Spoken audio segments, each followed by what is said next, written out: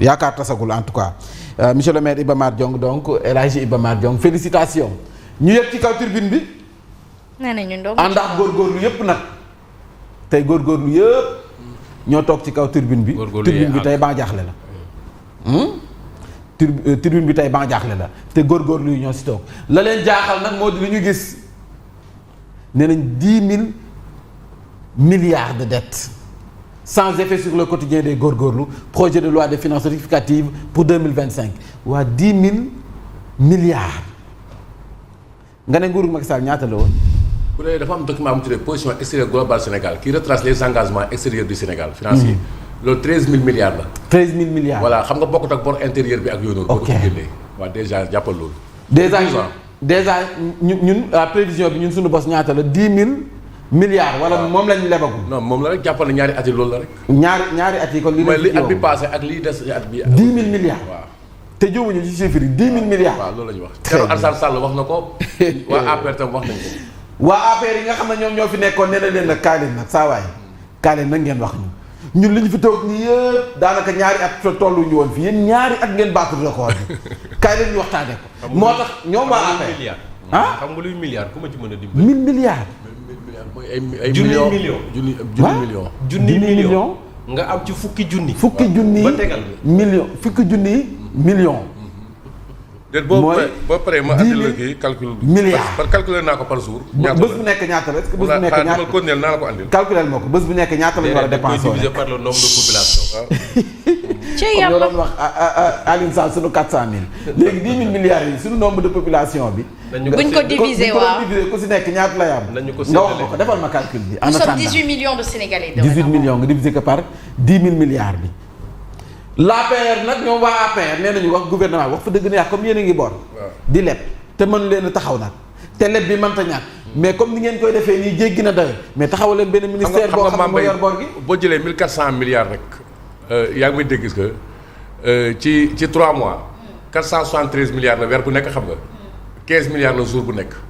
chaque jour 15 milliards. déedéet bu dee 400 kese la 1400 kese la woon ci 3 mois bu dee 473 milliards rek ci weer chaque jour day nekk 15 milliards. chaque jour 15 milliards. waaw.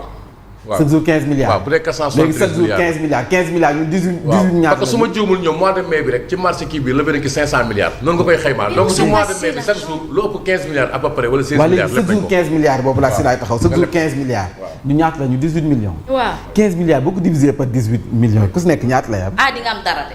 wala léegi duñ ñu ko séddale rek ku si nekk téye doxal sa bopp. posé question bi sànq parce que daa am ku taxawoon ne li Macky Sall lépp bu ñu ko doon diviser par le nombre de Sénégalais ku ci nekk ñaata la war a fay 900000 lu. waaw ku si nekk dañu war a fay ñu dem bitim réew lebi pour réew mi. waaw bu ñu ko doon séddale ñun ku ci nekk ñaata lay am. par jour laa la wax de ñun 18 millions kese lañu yow nga ne par jour ñaata. et puis Mambay beneen danger bi la ci bor bi mooy boo moytuwul li dal Congo Brazzaville ak dëkk yu mel ni Tchad. pétrole bi balaa nga kaa exploité da nga koy fayee ay bor.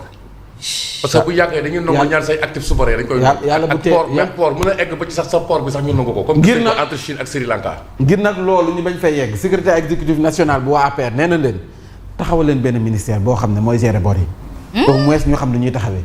parce que bor nii boo xam ne ñun dañuy jékki-jékki leb nañu fii jëlee nañu fii andi nañu fii tubb nañu fii mais au moins ñu am ministère boo xam ne mooy gérer bor yi. ñu xam ne nu koy gérer en tout cas proposition la yéene kaay bi dañu daal di sampoo laaj où sont passées les recettes du pétrole yaa ngi ko doon laaj cellu mag s'interroge l'activiste Ardo Gningue waaw parce que rapport yi ñu génneel recette pétrole même bu dee ñaar dërëm sa dugg na moomu ñu lépp gaa xam nañ ko mais am na au moins lu dugg mais li dugg anam koppar bi dugg na mais fu mu dugg ak fu ñu ko dugal au moins ñu leeral bi Ardo Gningue lii lay laaj tout cela sans effet ni sur le chômage parce que yaa ngi leb koppar baa ngi dugg ña nga xam ne dàq nañu leen ñu ngi toog di toltolaane chômage bi tey la wàllu gën a aay gune yaa ngay jël gaal gi ba léegi doon tey def nañ ci gaañaa ngay yoole mais terew ñu ngi jël gaal gi ni sur l'emploi des jeunes nañ waxante dëgg amul benn impact ni sur les infrastructures la lañ fi inauguré ban chantier lañ fi tàmbali yéen kaay bay wax de dafay laaj rek nee na mënoon na au moins am effet ci lii nga xam ne boo leen leb mënoon na am effet si dundu askan wi waaye également ci réew mi tribune yéen kaay moom moo ko xam ne du samay kàddu tribune yéen kaay daal di ñëwaat ci Diomaye ki andi ab réaménagement jubbanti ci magistrature bi la cour suprême légèrement retouchée le pôle judiciaire renforcé pôle judiciaire mel bi nga xam ne moo ngi def liggéey bi instant bi dañu ko dooleel des juges d'instruction remplacés les procureurs de la République épargnés yéenekaay bi samp na laaj nag nee na ko président Diomaye à quand la réforme du conseil supérieur de la magistrature mu nekk Diomaye suñu président mu yaru mi la promesse de Diomaye de se retirer du conseil supérieur de la magistrature est-elle aux oubliettes. Ah, il avait dit, il s'était prononcé, lu ñu diggee woon na. comme quoi non mais juste après dafa ne moom mu bokk ci ñàkk cee bokk dara dérangé wu ko. seulement ñee ñoo ne ko pour mu bokk ci moom moo gën. waaw. président toogal rek. ñoo ne ko toog sax ma toog. toogaay teraanga la rek ca njëkk la rek. gan moom buy tàggoo rek naan maa ngi dem de. maa ngi dem de xanaa déggoo leen maa ngi dem de. kenn faale la nga maa ngi dem waaye ñun ñu waa kër gi nga ne waaw maa ngi dem de. ñun ñu waa kër gi boo yeggee nga ne waaw dinaa leen nuyu waaye maa ngi dem de. dina la waa kaay toog. kaay toogal. sa toogaay fii gën a jekk en tout cas yéenekaay bi nee na ko.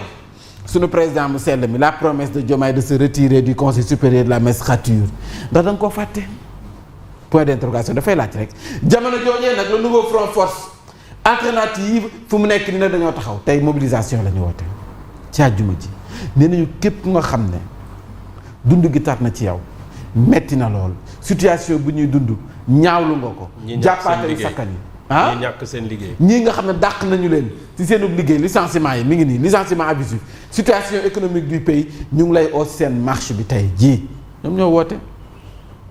lii la ñu bëgg a ñaaw mais justement est-ce que ça c'est pas le vrai front de ce pouvoir là. les licenciés ouais. ah waaw loolu la je pense que c'est la demande sociale. ouais ça va être leur vrai adversaire politique. le parti de la demande sociale.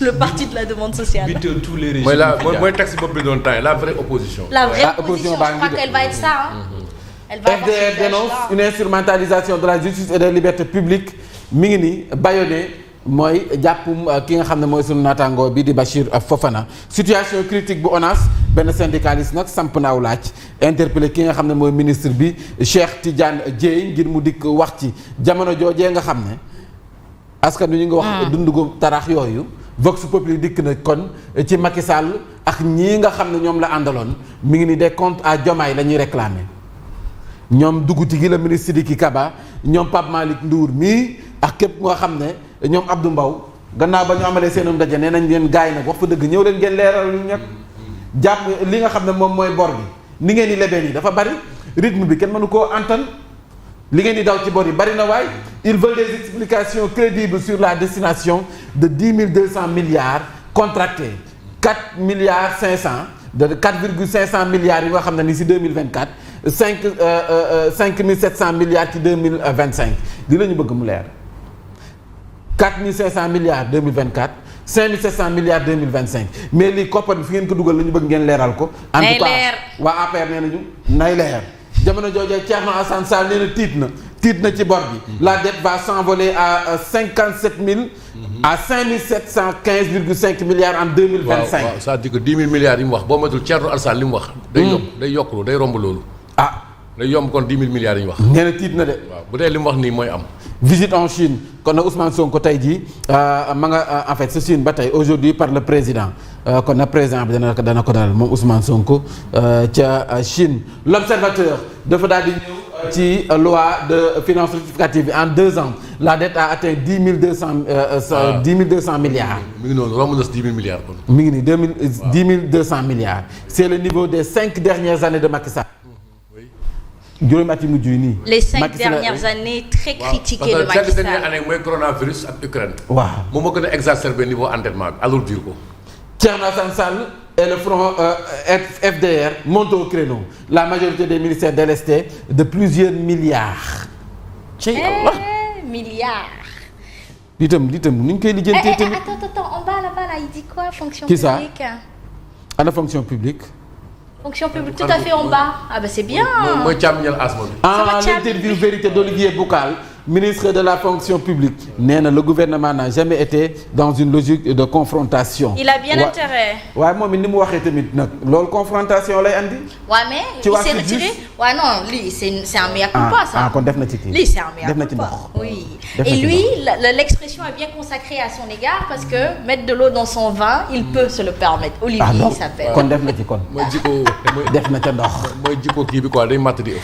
ah non non jinax bu weex jikko moom dafa yaroo ah. jikko jinax bu weex day matt di ëpp. non non moom daa yaroo. La CEDEAO face au choix du Sénégal une évidence esquivée en tout cas yéenekaay bi def na ca taxaw seetlu ci fi ñu ci toll Le Soleil yéenekaay nee na diggante BTP énergie fournisseur 500,9 milliards de francs CFA pour solder les comptes nguur gi li na fës kee ne génne. 500 milliards. fës kee noo ko teg saabu. man damay dem liggéey si nguur gi léegi. pour fay bor au moins comme mooy li ma doon wax sànq. bu fekkee da ngaa leb di fay bor sax au moins du comprendre. parce que secteur BTP bii bu ñu leen taxawul du baax. waaw mu ne ñaata lay fay Mambay. 500,9 milliards de fës kee day génne. ci ñaata dugal ko. waaw. dans la finance rectificative dañ ko si gis l'État a décidé de dégager ce montant pour donc apurer ses arriérés de paiement. waaw une bouffée d'oxygène pour le secteur privé en tout cas mi ngi nii. waaw mais ci ban échéance ci ban délai. defuñu détail yi. BTP bi rek boo jëlee Macky Sall mi dem mi ngi 300 milliards. mi ngi 300 milliards. voilà léegi waaw kon ci ban délai yi te BTP bi rek du privé. moom rek il faut nga xam globalement ñaata la ak échéancier bi naka lay def. fu si nekk lu ñu ciy dugal. voilà mi ngi nomination contestée dans la santé.